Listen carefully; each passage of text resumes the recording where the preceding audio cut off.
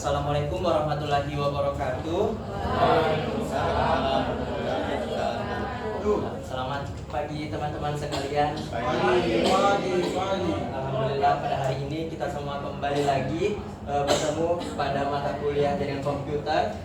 Dengan kesempatan kali ini kami sebagai kelompok 6 akan mempresentasikan hasil praktikum kami, yaitu routing dan domain name system atau DNS. Sebelum kami melangkah lebih jauh ke dasar materi, izinkan saya mewakilkan teman-teman kelompok saya untuk memperkenalkan anggota kelompok terlebih dahulu. Dimulai dari saya sendiri, nanti Aditya Permadi Hakim yang akan sebagai moderator pada pertemuan kali ini.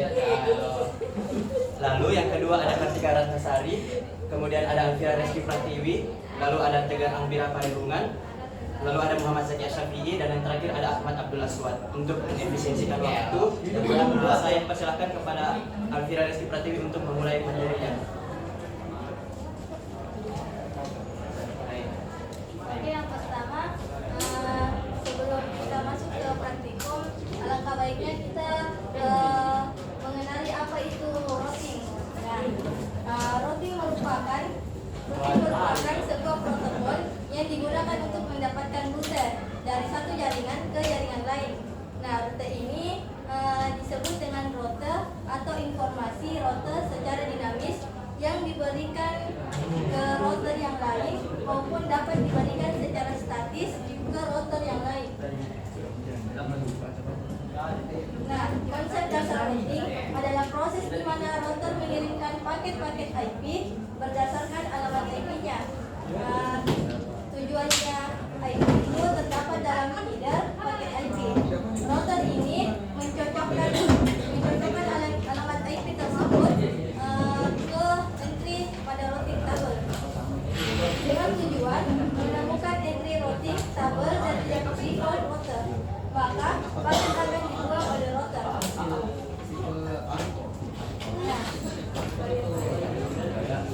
Nah, di sini router juga membutuhkan beberapa informasi untuk melakukan routing, yaitu ada destination address. Destination address ini tujuannya adalah untuk alamat item yang akan di routing. Dan yang kedua, sumber informasi. Sumber informasi ini juga dikenal kayak mengenal sumber informasi dari mana sumber atau router lain yang dapat dipelajari oleh router dan memberikan jalur untuk sampai ke tujuannya.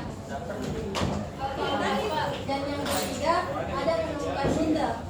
Menemukan rute ini yaitu rute atau jalur mana yang mungkin diambil untuk sampai ke tujuannya. Dan yang keempat ada pemilihan rute. Pemilihan rute ini dia memilih rute yang mana yang terbaik untuk sampai ke tujuan. Dan yang terakhir ada menjaga informasi routing, yaitu suatu cara untuk menjaga jalur sampai ke tujuan yang sudah diketahui dan paling sering dilalui.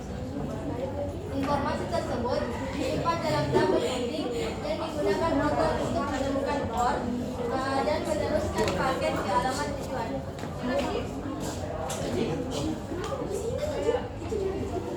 Nah, di sini terdapat juga konfigurasi routing. Konfigurasi routing ini berdasarkan cara pemetaan atau konfigurasinya, yaitu routing dibagi menjadi dua, yaitu static routing dan dynamic routing.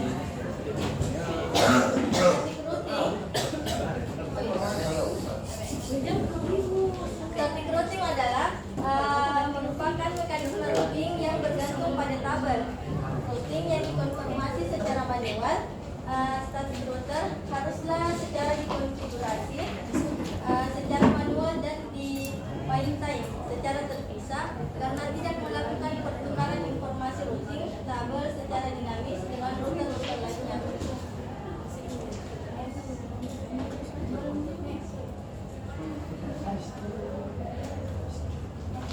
Itu saja penjelasan definisi routing dari saya. Saya kembalikan kepada moderator. Itu tadi mengenai konfigurasi routing yang pertama oleh Alfira Reski Pratiwi. Selanjutnya akan dilanjutkan oleh Tegar Angbira. Kepada Tegar saya persilahkan. Baik, terima kasih kepada moderator untuk memberikan saya kesempatan untuk melanjutkan dari langsung saja kita akan masuk ke dalam kelebihan dari static routing. Static route lebih aman dibandingkan dengan dynamic route karena static routing hanya mengandung informasi yang telah dimasukkan secara manual. Dan kelebihan yang kedua yaitu static route kebal dari segala usaha hacker untuk mengimprove paket dynamic routing protokol dengan maksud melakukan konfigurasi router untuk tujuan membaca traffic. Kelebihan yang ketiga yaitu beban kerja router terbilang lebih ringan dibandingkan dengan routing dinamis karena pada saat konfigurasi router hanya mengupdate sekali saja IP tabel yang ada. Dan kelebihan yang keempat yaitu pengiriman paket data lebih cepat karena jalur atau rute yang sudah diketahui terlebih dahulu. Berikutnya jika ada kelebihan tentunya pasti ada kekurangan. Nah, ada beberapa kekurangan dari static routing yaitu yang pertama adalah administrasi cukup rumit jika terdiri dari banyak router yang hanya perlu dikonfigurasi secara manual. Dan berikutnya juga tidak ada toleransi kesalahan. Jadi jika suatu router down, maka static tidak akan memperbarui informasi dan tidak akan menginformasikannya pada router lain. Dan kekurangan yang ketiga yaitu harus mengetahui semua alamat network yang akan dituju beserta subnet mask dan next hop-nya atau gateway. Berikutnya kita masuk ke dalam routing dinamik. Routing dinamik atau routing dinamis adalah mekanisme di mana sebuah mesin komputer dapat secara otomatis menemukan jaringan lain dan terhubung dengannya melalui proses routing yang melibatkan protokol tertentu seperti yang didukung oleh pistol BSD dengan routing diamond standar seperti router atau gate. Untuk kasus yang lebih kompleks, router dinamis berfungsi menghubungkan dua jaringan berbeda dengan mencari dan mengarahkan rute terbaik supaya dapat mencapai dengan tujuan yang diinginkan. Pada implementasinya sendiri, router ini sering digunakan untuk menghubungkan jaringan antar lembaga atau perusahaan yang memiliki network ID berlainan. Contohnya, saat sebuah perusahaan terhubung dengan internet, router akan mengalirkan paket dari data dari perusahaan tersebut ke jaringan lain melalui internet. Dengan menggunakan nomor jaringan yang berbeda antara asal dan tujuan. Jadi kesimpulannya, routing dinamis merupakan protokol routing yang digunakan untuk menemukan jaringan dan memperbarui table routing pada router secara otomatis. Routing jenis ini lebih praktis dan mudah dibandingkan routing statis atau default. Meskipun terdapat perbedaan dalam proses di CPU router serta penggunaan bandwidth link jaringan. Dengan demikian, routing dinamis memungkinkan pengelolaan jaringan yang lebih efisien dan responsif terhadap perubahan topologi jaringan. Dan router dinamis adalah router yang merupakan jalur yang dibentuk secara otomatis oleh router itu sendiri sesuai dengan konfigurasi yang dibutuhkan.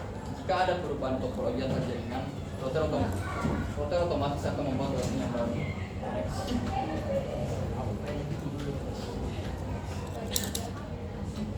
Oke, berikutnya ada perbandingan static routing dan dynamic routing. Perbedaan utama antara routing statis dan routing dinamis terletak pada cara mereka mengenalkan alamat jaringan atau kita kenal network. Routing dinamis pada prinsipnya hanya mengenalkan network yang terhubung langsung dengan router tanpa perlu mengetahui subnet mask. Sebaliknya, routing statis memerlukan pengenalan setiap alamat pada semua network yang dituju, sehingga router harus mengetahui semua alamat network secara lengkap. Hal ini membuat tabel routing pada routing statis semakin besar dan kompleks seiring dengan semakin luasnya jaringan, sedangkan tabel routing dinamis cenderung lebih sederhana. Routing dinamis sangat efektif digunakan pada topologi jaringan yang luas dan kompleks dengan banyak jaringan, sementara routing statis lebih cocok untuk konfigurasi jaringan yang sederhana.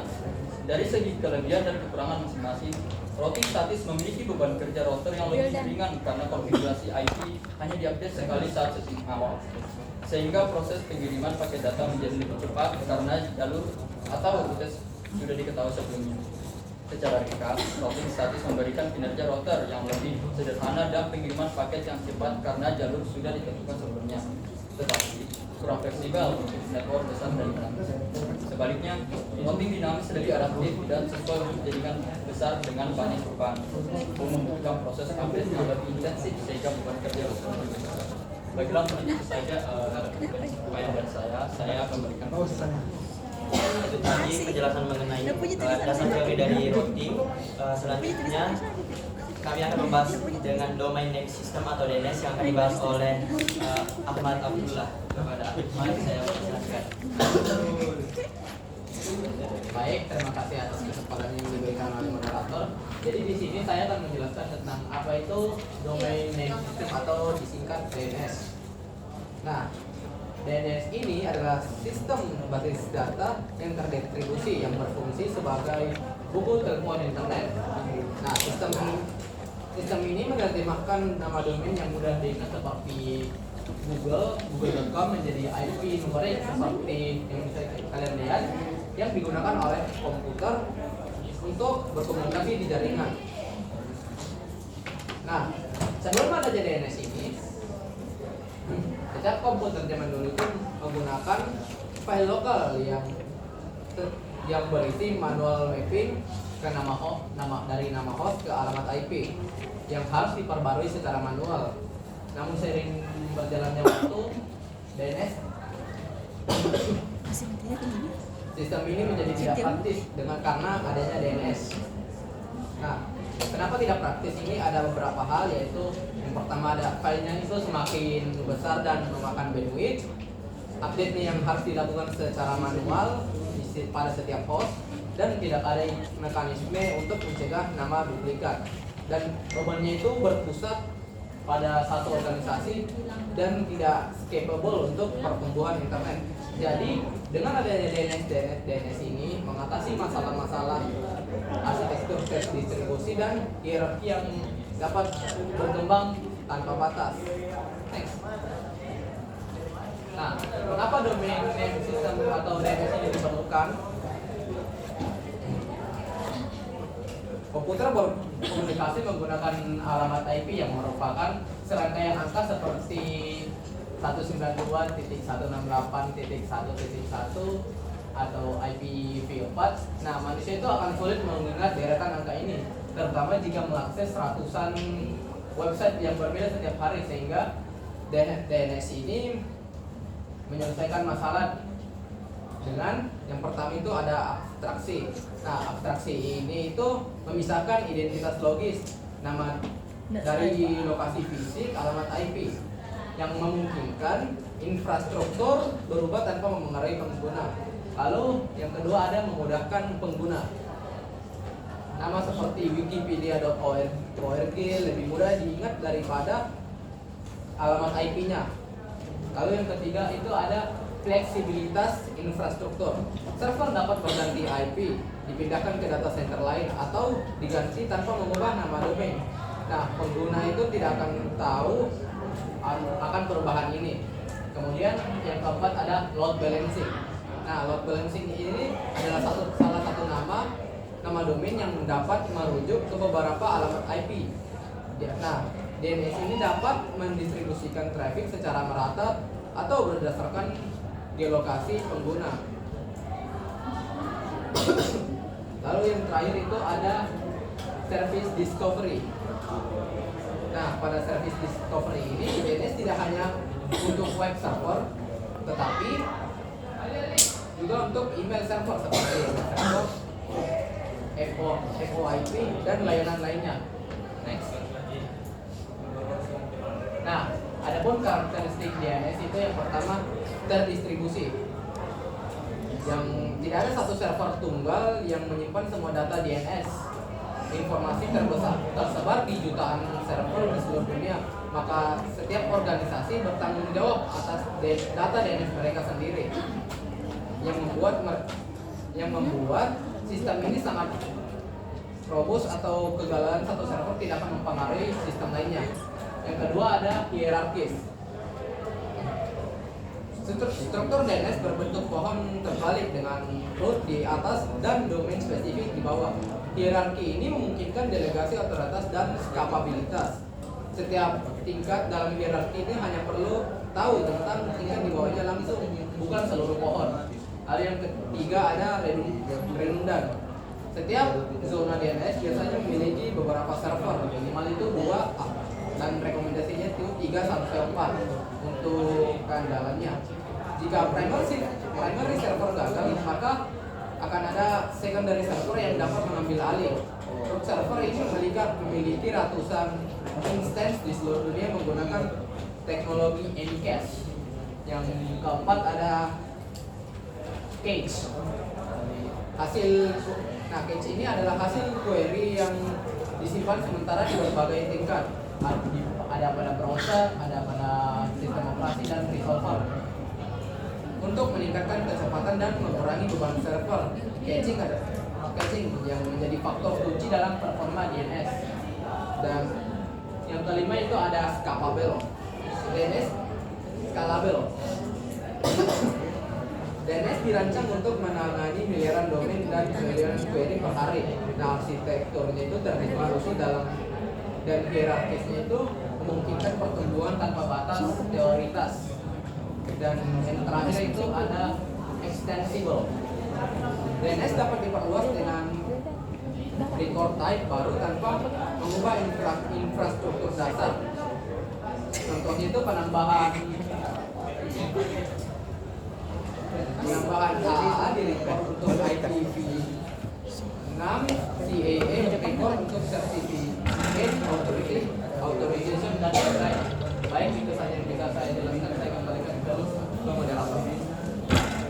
Itu saja materi-materi kita pada hari ini mengenai dasar teori. Selanjutnya kami akan melakukan ke simulasi routing.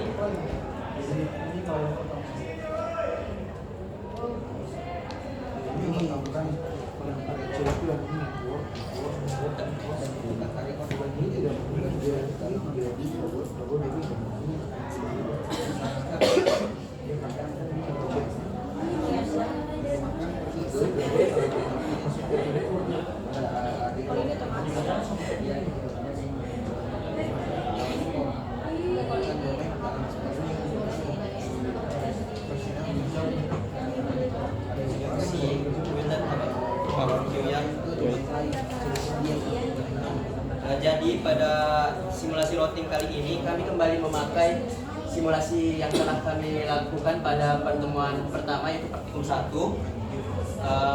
Jadi pada bagian routing ini bertujuan untuk mengarahkan lalu lintas data ke jaringan tertentu melalui gateway yang telah ditentukan secara manual.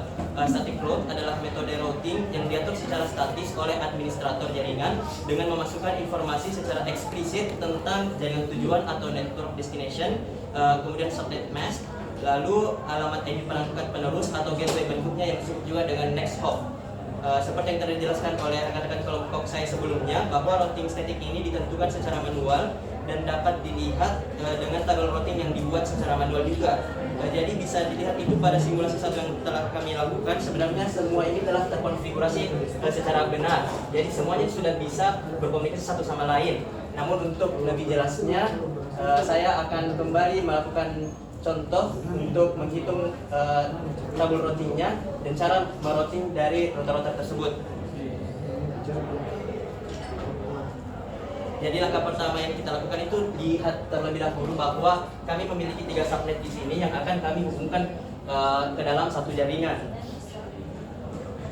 Jadi pada tabel routing ini seperti yang dijelaskan oleh Alvira tadi, bahwa pada tabel routing itu ada network destination dan juga next hop.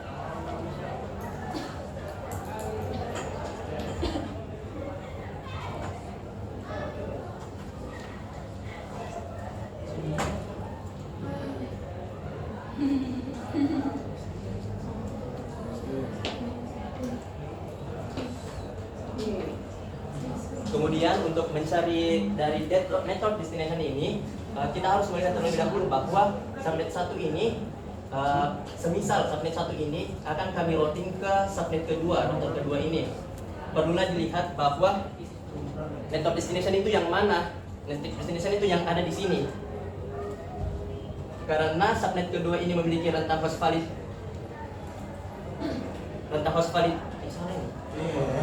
64 sampai 128, maka secara jelas bahwa network IP networknya itu 192.168.10.64 karena network IP network itu adalah IP terendah dari subnetnya, blok subnetnya. Jadi untuk komunikasi dari subnet 1 ini ke subnet 2 didapatkan IP network dari subnet kedua ini adalah 192.168.10.64. Kemudian bagaimana cara mencari next hop-nya? Bisa lihat di sini kabel GIG 0/0/1 ini terhubung ke switch 3 yang merupakan core kami. Core ini berfungsi sebagai alat utama untuk lalu lintas jalur data yang akan berkomunikasi. Lalu dari subnet kedua ini terhubung juga interface GIG 0/0/1 yang terhubung ke switch 3 ini yang sebagai core. Next hop yang dituju bukanlah alamat yang ada pada subnet 1 karena kita akan mengirim datanya dari subnet 1 ke subnet 2, sehingga next hop yang harus dimasukkan ke sini adalah next hop yang telah dikonfigurasi pada router kedua ini. Saya buka terlebih dahulu. Jadi posisinya itu ada di GIG 0/0/1. Nah, ini telah kami konfigurasi sebelumnya. Jadi IP konfigurasinya itu menggunakan IPv4 dengan next hop yang ini 192.168.10.194. Jadi itu merupakan next hop atau jalur utama untuk mengirimkan data dari subnet 1 ke subnet 2.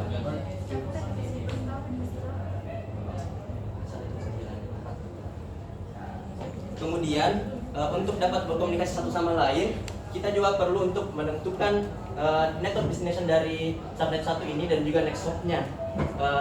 Seperti yang tadi, untuk menentukan network destination di subnet 1 ini bisa dilihat dari rentang IP-nya. Rentang IP dari host valid subnet 1 ini dimulai dari angka 1 sampai 62, sehingga didapatkan network destination dari subnet 1 ini adalah 192.168.10 dan .0 karena sesuai penjelasan saya yang tadi bahwa IP network itu merupakan IP terendah dari sebuah blok subnet. Kemudian didapatkan kembali next hop-nya dari kabel yang terhubung ke switch ini yang terhubung melalui GIG 0/0/1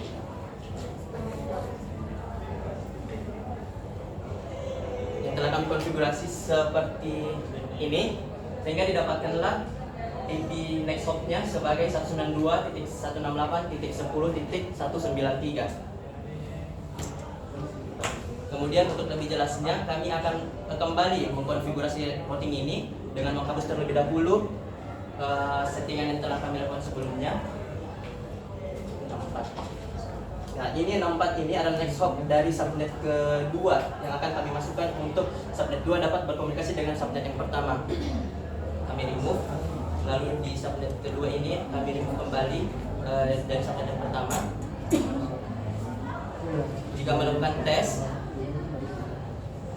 dari PC subnet 1 ke subnet 2 maka akan terindikasi failed karena ini belum selesai peroutingannya, jadi belum bisa berkomunikasi satu sama lain. Untuk menyetingnya kembali masuk ke router yang di sebelah kiri ini, lalu mengklik routing, lalu static dan menambahkan IP network destination yang telah kita dapatkan sebelumnya yang ini, karena ini merupakan subnet kedua yang akan kita tuju.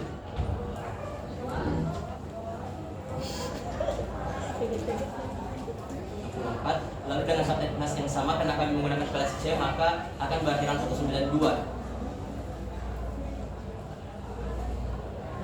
Kemudian dimasukkan next hop dari subnet kedua yang telah kita dapatkan sebelumnya.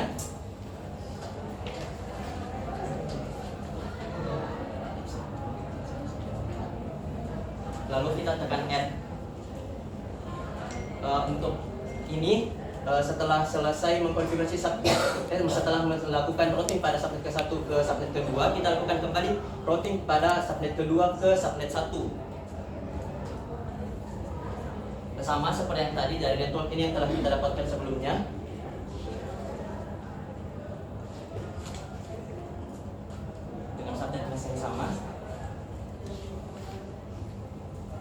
Lalu dengan next hop yang telah didapatkan juga.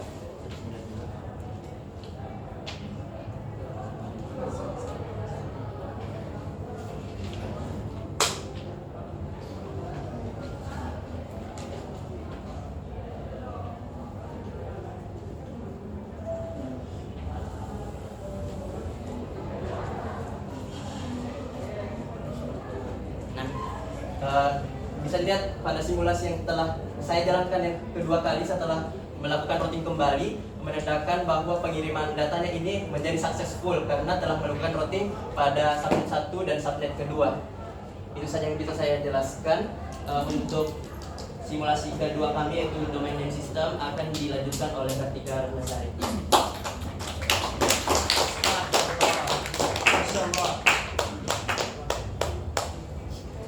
Baik, saya akan memaparkan bagaimana melakukan praktikum DNS.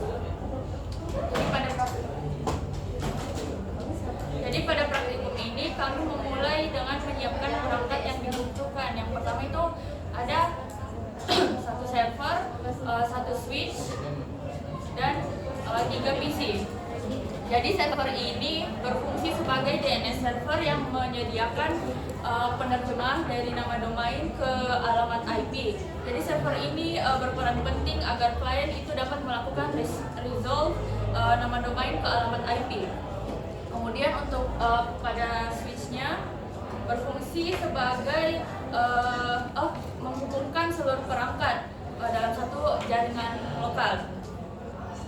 Jadi dengan switch ini lalu lintas data antar perangkat itu bisa dikelola dengan lebih efisien. Sementara PC itu berperan sebagai klien yang akan mengakses layanan DNS dari server. Terus sekaligus juga menguji apakah ini penerjemah nama domainnya, penerjemah nama domain ke alamat IP-nya itu berjalan dengan baik. Untuk langkah yang pertama, kita menghubungkan seluruh komponen ini dirangkai menjadi sebuah jaringan kecil yang menghubungkan server DNS dengan beberapa klien melalui switch. Ini di susunan ini kita bisa melakukan simulasi bagaimana DNS bekerja dalam jaringan lokal untuk menerjemahkan nama domain ke alamat IP. Kemudian untuk langkah yang kedua, setelah rangkaian jaringannya siap, perangkatnya ini dihubungkan dengan kabel stray. Tujuannya untuk memastikan komunikasi antar perangkat dapat berlangsung dengan lancar dan stabil. Kemudian untuk langkah yang ketiga, kita memasukkan alamat IP pada server. Server ini mengatur menggunakan IP statis.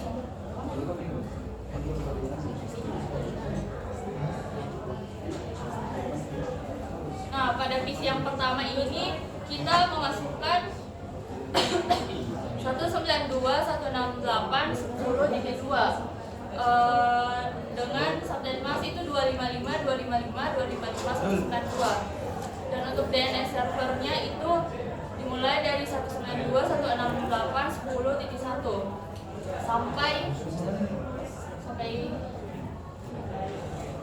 4. Kemudian untuk langkah yang keempat, setelah IP server itu selesai dikonfigurasi pada semua PC, barulah kita melakukan konfigurasi pada konfigurasi DNS pada server. Caranya itu dengan mengaktifkan layanan DNS service, kemudian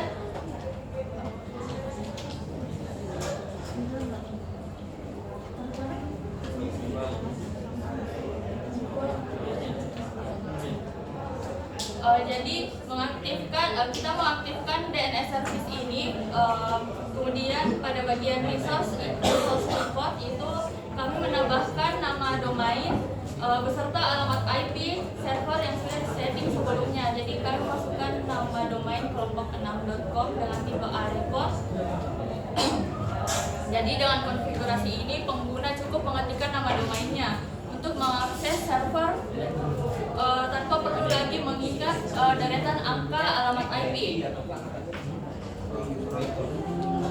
Kemudian untuk langkah yang kelima, setelah semua PC disesuaikan dengan alamat DNS yang telah diatur pada server, langkah selanjutnya itu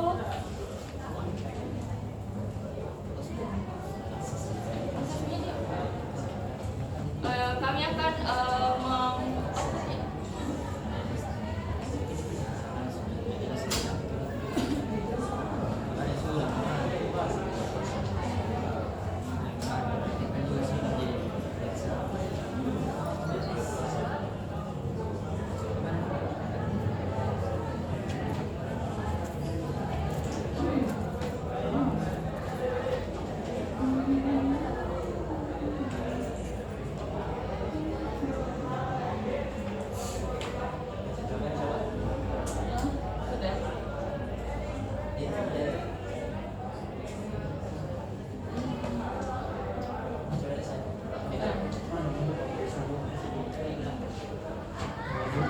setelah konfigurasi telah selesai dilakukan, selanjutnya itu uji coba simulasi. Jadi saya akan mengakses nama domain pada web browser. Saya akan mengetikkan nama domain yaitu kelompok6.com, kemudian enter.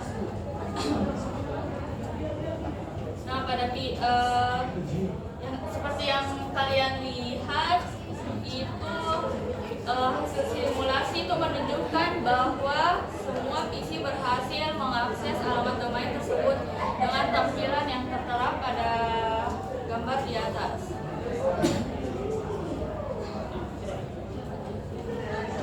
Oke, sekian penjelasan praktikum DNS.